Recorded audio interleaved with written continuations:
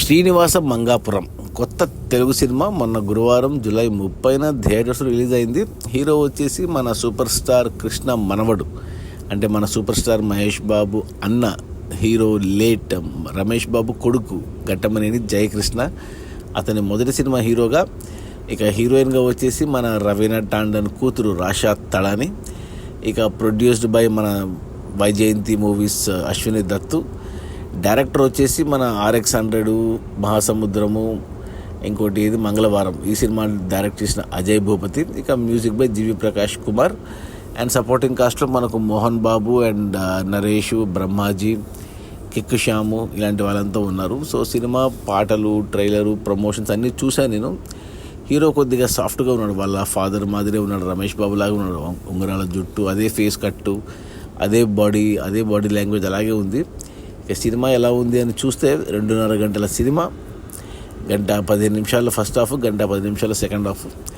Cinema మొత్తం అంటే first half మొత్తం తిరుపతి బ్యాక్డ్రాప్లో తీశారు. సినిమా స్టార్టింగ్లోనే ఇంట్రెస్టింగ్ సీన్తో ఓపెన్ చేశారు. కొద్దిగా ఫైట్ సీక్వెన్స్తో హీరోని ఇంట్రడ్యూస్ చేశారు. బాగానే ఉంది, అది ఇంట్రెస్ట్ క్రియేట్ చేసింది ఓపెనింగ్ సీను. ఆ తర్వాత సినిమా కట్ చేస్తే మనకు అంటే ప్రజెంట్ టైంలో జరిగినట్టు మొత్తం తిరుపతిలో రియల్ లొకేషన్స్లో తీశారు. కింద తిరుపతిలో సెట్స్ అసలు ఏమీ వాడలేదు.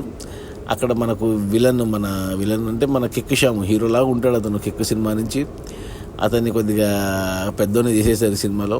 విలన్ క్యారెక్టర్ పెట్టి తిరుపతిలో అన్నట్టు చూపించారు. అతని ఇంట్రడక్షన్ బాగానే ఉంది. ఆ తర్వాత హీరోయిన్ ఇంట్రడక్షను రాషా తడాని. ఆ తర్వాత హీరోయిన్ని చూసి ప్రేమలో పడ్డము. ఆ పాట బాగుంది, అది పేలిపోయింది గుండె పేలిపోయింది అనే పాట.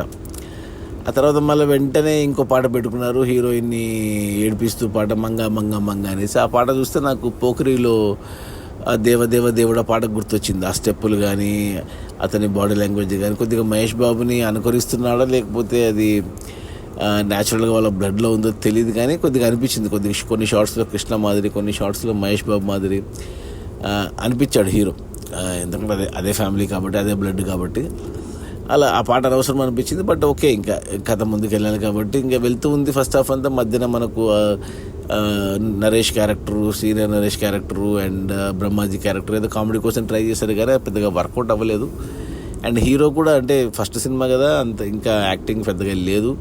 కొద్దిగా డాన్స్ వరకు పర్లేదు, ఫైట్స్ వరకు ఓకే. ఏమో కొద్దిగా బాడీ కొద్దిగా హీరో అవ్వాలనుకున్నప్పుడు కొద్దిగా ఫిట్గా స్ట్రాంగ్గా ఉండొచ్చు, ఎక్సర్సైజ్ చేసి జిమ్ బాడీ పెంచుకోవచ్చు. ఎందుకు ఆ వాటర్ బాడీ కొద్దిగా లూజ్ బాడీ లాగా అనిపించింది హీరోది. ఏమో ఇంకేదో ఘట్టమనేని అనే సర్నేమ్ తప్పితే కొద్దిగా తెల్లగా, ఎర్రగా, ముద్దుగా, బుర్రగా ఉన్నాడు తప్ప ఆ రఫ్ అండ్ టఫ్ లుక్ అయితే లేదు, ఆ చామింగ్ అయితే లేదు. అంటే మొదటి సినిమాలో అందరూ అలాగే ఉంటారు లేని, తర్వాత మనకు అలవాటు అయిపోతారు, రాటు తెలిపోతారు. కానీ ఇక హీరోయిన్ మాత్రం బాగుంది, రాషా తళాని. ఆమెకి రెండో సినిమా, ముందు హిందీలో ఒక సినిమా చేసింది, ఆ సినిమా ఆడలేదు. కానీ ఆ ఉయ్యమ్మ అనే సాంగ్తో బాగా పాపులర్ అయింది. సేమ్ రవీనా టాండన్ అచ్చు గుద్దినట్టు ఉంది, వాళ్ళ అమ్మ మాదిరే బాగా చేసింది ఆ అమ్మాయి ఉన్నంతలో. ఆ అమ్మాయి సో అలా వెళ్ళింది. ఇంకొక పాట ఏదో పెట్టుకున్నారు, డ్రీమ్, ఒకటి డ్యూయట్ సాంగ్ లాగా కదా, అనవసరం అనిపించింది. సినిమాకి స్పీడ్ బ్రేకర్ లాగా ఉంది. ఇక అజయ్ భూపతి మళ్ళీ ఎందుకు తీశాడు ఈ సినిమా, కానీ అసలు ఏమీ లేదు ఫస్ట్ హాఫ్లో సినిమా చెప్పాలంటే. ఫస్ట్ హాఫ్ అంతా హీరోయిన్ని ఎంటపడ్డము, ప్రేమలోకి దింపడానికి ప్రయత్నించడం ఇదే ఉంది. ఇంటర్వెల్ దగ్గర ఒక ట్విస్ట్ లాంటిది పెట్టుకున్నారు. అది మనకు సినిమా చూస్తున్నప్పుడు మనకు అర్థమవుతుంది, పెద్ద ట్విస్ట్ ఏం కాదు, కానీ ఏదో అలా ఉంది ట్విస్ట్. మధ్యన పిల్ల విలన్లు కొద్దిమంది ఉన్నారు సినిమాలో.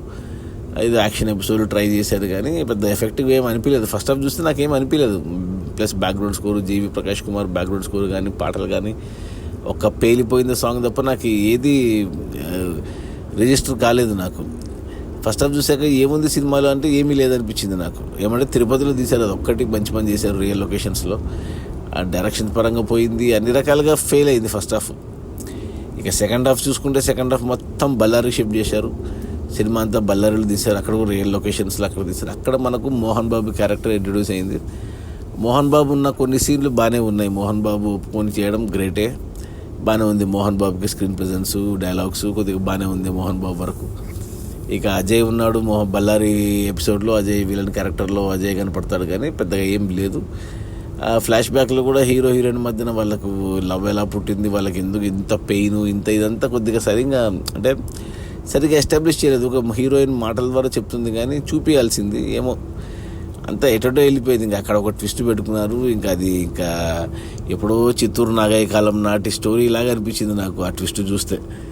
ఈ అబ్బా ఇక మిగతా సినిమా అంతా దాని మీద ఇప్పుడు అర్థమైంది అనమాట. సినిమా అంతా ఓహో అని బళ్ళారి నుంచి హీరో తిరుపతికి ఎందుకు వచ్చాడు అనేది అప్పుడు అర్థమవుతుంది. మనకు అర్థమైంది ముందే, బట్ ఇంకా అక్కడ రివీల్ చేస్తారనమాట.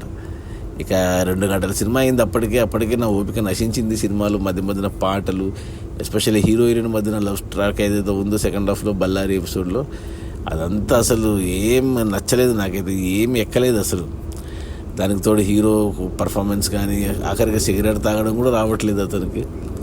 ఏమో ఇక లాస్ట్ ప్రీ క్లైమాక్స్ ముందు కొద్దిగా మోహన్ బాబు ఉన్న ఎపిసోడ్లు కొద్దిగా పర్లేదు, కానీ ఇక క్లైమాక్స్ అయితే నాసిరకంగా ఉంది. అసలు అజయ్ భూపతినే ఈ సినిమా తీసింది అనిపించింది. ఆర్ఎక్స్ అంటే నాకు చాలా ఇష్టము, కానీ మహాసముద్రం పెద్ద రాడ్ దింపాడు. మంగళవారం సినిమా హిట్ అయింది, కానీ నాకైతే పెద్దగా అర్థం కాలేదు ఆ సినిమా. ఈ సినిమా మరీ ఘోరంగా ఉంది. అసలు ఏదో తీయాలంటే తీసినట్టున్నారు అంతే సినిమా, ఆ హీరోని లాంచ్ చేయడానికి. బట్ ఇంకా మంచి కథతో మంచిగా పకడ్బందీగా రావచ్చు. ఈ రోజులో ఇలాంటి సినిమాలు చూడడం కష్టమే. నాకైతే అస్సలు చేత కాలేదు సినిమా. 2.5 గంటల సినిమా, ఈ మంచి టైటిల్ శ్రీనివాస మంగాపురం అనేసి అంత వేస్ట్ చేసుకున్నారు. ఆ హీరోకి మంచి లాంచ్ ఇవ్వాల్సింది, ఎందుకో ఎవరు పట్టించుకున్నట్టు లేరు. ఏదో సినిమా అంటే సినిమా అంతే. ఇదే వేరే హీరో అంటే ఘట్టమనేని వారసుడు కాకుండా ఎవరో మామూలు అప్కమింగ్ హీరో ఏంటి, కానీ అసలు ఎవరు చూసేవాళ్ళు కూడా కాదు.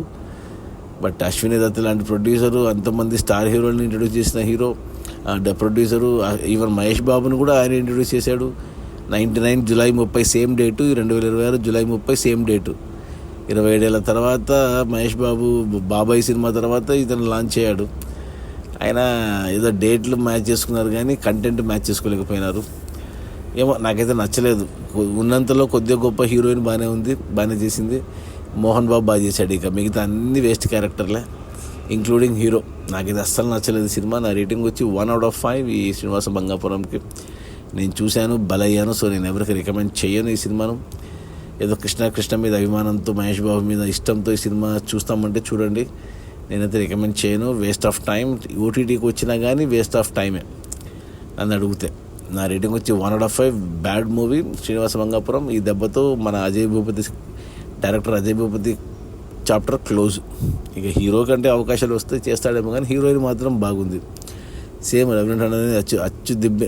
బంగారు బుల్లులో చూసిన రవీంద్ర టండన్ గుర్తొచ్చింది నాకు ఈ సినిమా చూస్తే హీరోయిన్ని. ఇక అంతే, చెప్పుకోవడానికి ఏం లేదు. మోహన్ బాబుని మంచి క్యారెక్టర్. నేను వెయిటింగ్ ఫర్ ప్యారడైజ్, దాంట్లో పవర్ఫుల్ క్యారెక్టర్ ఉండొచ్చు. బాగా వాడుకుంటే మోహన్ బాబుని బాగా వాడుకోవచ్చు. ఈ సినిమాలో కొద్ది వరకే ఎక్కువ వాడుకోలేదు. అది ఈ Srinivasa Mangapuram utter disaster. Okay, bye.